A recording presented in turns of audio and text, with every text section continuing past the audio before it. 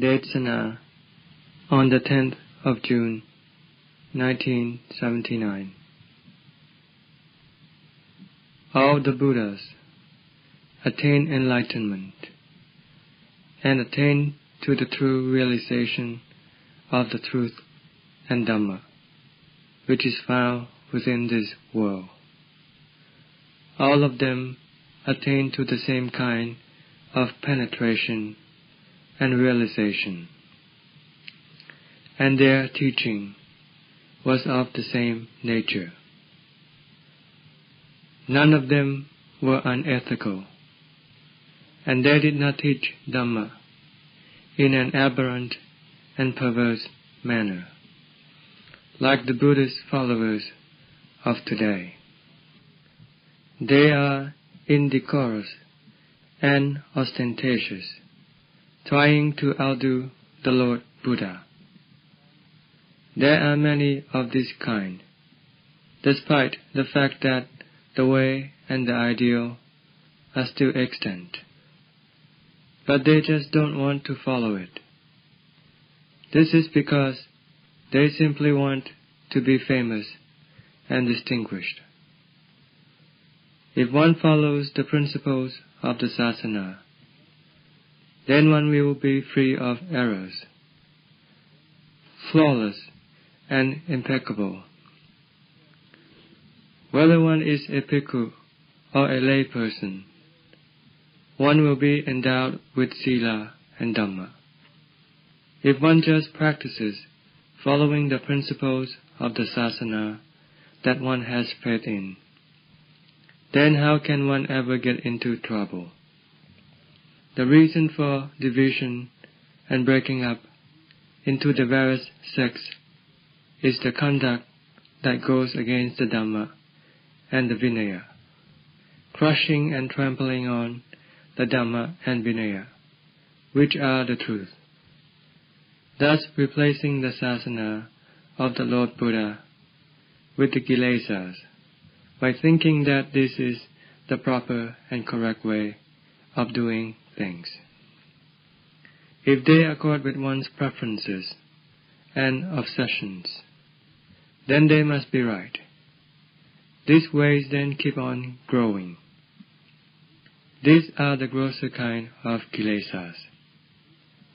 Concerning the more subtle ones that are found within the heart of every one of us, including those of us practitioners who have been constantly fooled by their tricks. What are they? Hatred, anger, and aversion, and the obsessions of one's aramana that are created by one's thinking and concocting, which are influenced by the Kilesas that arise within one's heart, with oneself being totally unaware of it. But we are totally engrossed and immersed in this enticement. They are all found within the heart of everyone. The Lord expounded that all of these things are harmful. Whatever is detrimental is productive of injury and damage. Love and hatred, anger and animosity, the heart's obsession for sights and sounds, smells, tastes, and touches, and the Dhammaramana that are influenced and created by the Kilesas, which cause us delusion and infatuation, are all harmful. The Dhamma has already pointed this out, but we tend to be enticed and hypnotized by them constantly. If we do not fall for them and are not captivated by them, how can the heart not find any calm? We have to be vigilant and take care of our thinking and concocting, curbing the confusion and chaos of the heart, which is just the disturbances of the kilesas, which take sanya and sankhara as the instrument, thus afflicting our heart with trouble and hardship. This is something that we haven't yet seen the harm of. When the citta has not attained to calm, then it is already obvious that it is being afflicted with harm.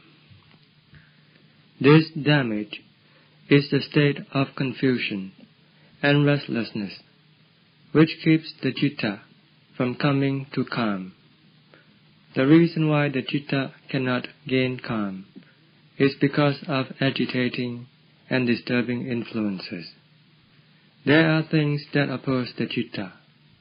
If the practitioner doesn't reflect on the harm in this way, then he will not be able to find anything worthwhile. The wonderful quality of the citta, which is the state of calm, will not be able to come forth.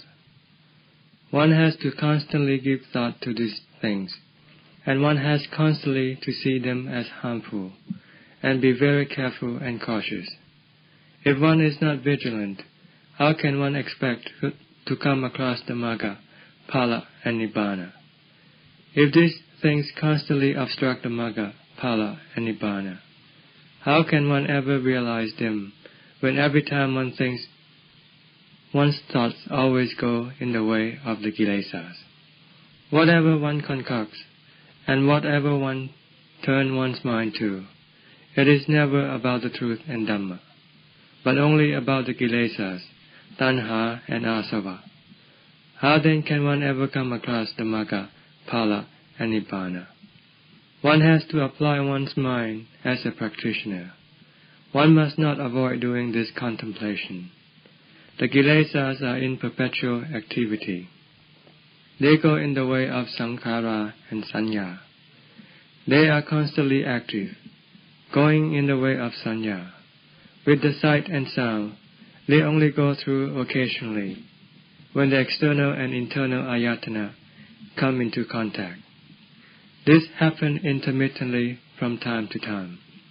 But the Dhamma Ramana that arise from the contact with the eyes, ears, nose, tongue, and body, and which disturb and agitate oneself, are things that one ceaselessly thinks about and constantly concocts up. Whatever one concocts up, this is the work of the kilesas, not the work of Dhamma, and not the work of sati and panya. But when it is the work of panya that concocts up and contemplates these things, then it is the work of Dhamma. When sankhara entertains the thoughts of truth and Dhamma, analyzing and differentiating the element aggregates, reflecting and contemplating with wisdom, then it will go in the way of Dhamma. When it concocts up the affairs of Dhamma, then it goes in the way of Dhamma. The perception of sanya must be following the work of investigation. It is like following a line that has already been drawn out. This is the way that sanya has to follow, and then it will be in accordance with Dhamma. As it is, 95% of the time, it is the work of the kilesas, and even the remaining 5% hardly ever goes in the way of truth and Dhamma, in all the various postures. Thus, in the practice of Dhamma, one can hardly ever come across and clearly perceive the Dhamma within one's heart, such as the state of calm. This calmness is not far away, for as soon as one is capable of curbing and restraining this aramana with sati, then the state of calm will appear. Nevertheless, we are still not capable of calming our hearts and freeing them from these disturbing and agitating influences. How, then, are we going to come up with the magga, phala, and nibbana? I have expounded this to you countless times. more frequently than the kilesas have swarmed over your heart. By now you should be able to bear it in mind and take it up for contemplation and investigation. The work of overcoming and uprooting the kilesas is a Herculean task. There is nothing more tenacious than the kilesas, and I myself have already experienced this. I really had to put all of my life into it. Looking back at the way I practiced, I cannot help but having apprehension at the way I struggle, for now I would not be able to put forth that kind of effort. That is how intense it was. My physical condition is no longer favorable for this kind of exertion, and neither do I have the determination. These days, I am just passing my days doing nothing, living a flat and zestless existence.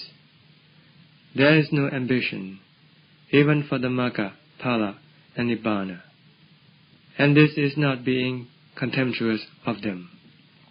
I am speaking about the truth of the citta, as there is now a great contrast to before. All I had then was the intent and steadfast determination for the truth and Dhamma, and for the Magga, Phala, and Nibbana, the state of freedom.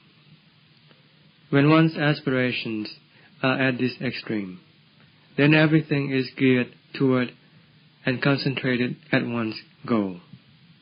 The goal is then like a magnet that attracts every facet of one's exertion, endurance, and perseverance. One's diligent effort, endurance, perseverance, and one's tenacious and warlike quality will all come by themselves. This is because one's determination and aspiration for the Magga, Phala, and Nibbana is full to the brim within one's heart. Nothing can easily undermine this resolve. One can readily shake the kilesas loose, even though one hasn't yet developed one's sati and panya to a very high degree. But one's determination is very strong and powerful, regardless of how toilsome and arduous one's exertion is. One just keeps on persevering, and keeps on fighting and struggling with the kilesas. They are extremely tenacious. One cannot do it lightly, taking it easy and letting the heart drift aimlessly.